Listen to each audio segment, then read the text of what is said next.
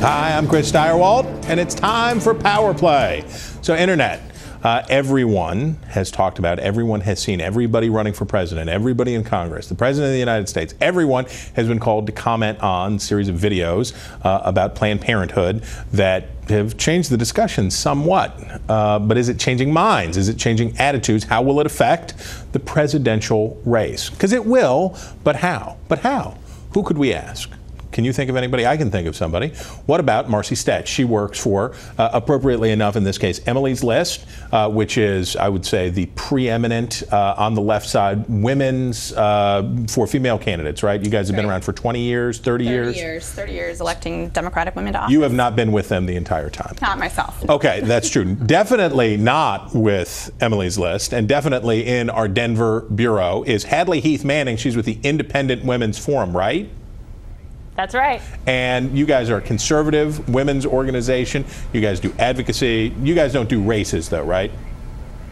No, we don't. We're a 501c3, so we are educational and issue focused. Issue advocacy. But suffice to say, you often find yourselves at different minds with Emily's List.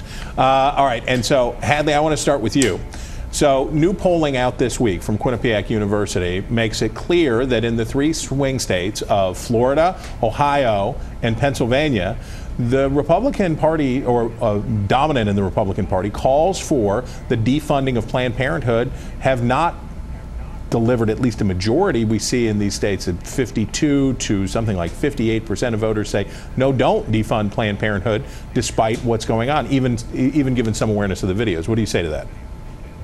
Well, first of all, when we talk about polling, we always have to recognize that what is right isn't always what is popular. So this isn't a discussion about what the right policy is, but about how these policies are being perceived. And you're right, slim majorities in Ohio and Pennsylvania say they would oppose defunding Planned Parenthood. A plurality of voters in Florida say that they would oppose defunding Planned Parenthood. And I think this is largely because Democrats and the left have been popular, have been successful with some of their messaging that the government, the federal government, has a role in health care, and that Planned Parenthood's primary mission is women's health care. So that's the story. All right, so now when you guys look at this issue and you talk about this, this is what you want. This demonstrates that the effort has worked over time about branding and dealing with this.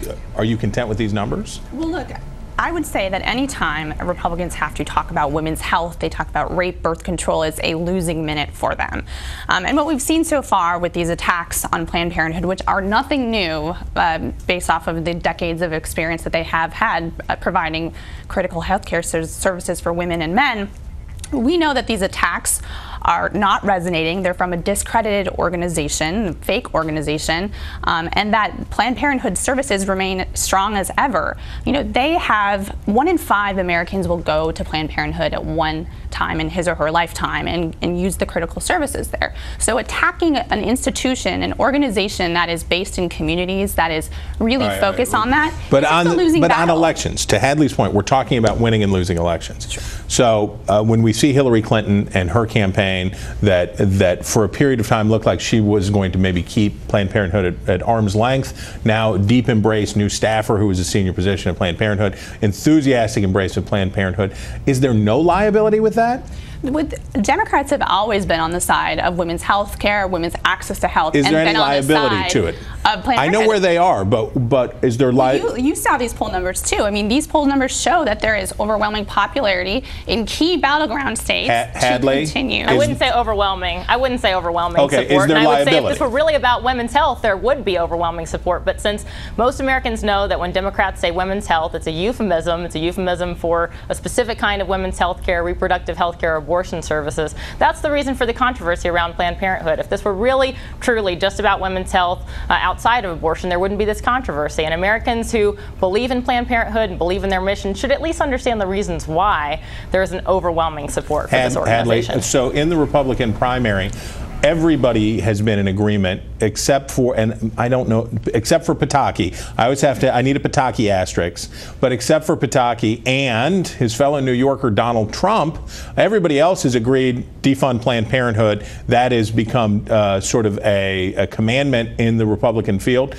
For Donald Trump, who has said he doesn't like the abortion part, but he's the front runner. He says maybe shouldn't defund Planned Parenthood. How does that play in the Republican electorate? Well, look, we are in primary season, and that's why you see this race to the right on a lot of issues. It's not just the abortion issue. I think the first step for pro-life candidates is to say defunding Planned Parenthood, because that's not even necessarily a legal restriction on access to abortion. It's a funding question. So, of course, a lot of Republican candidates are going to support that step in that direction when it comes to abortion policy or family life issue policies. So it's no surprise to see Republicans where they are in this issue, and Republicans represent the pro-life side of this debate. That's just their natural position. And Marcy will be there with a baseball bat to greet them when they get out of the primary. I can tell by the look on her face. Hadley, we thank you so much for making time for us to enjoy beautiful Denver. And thank you, Marcy, for coming by. And thank you, Internet. Aren't you great to stop in? And we hope you'll come back for more Power Play real soon.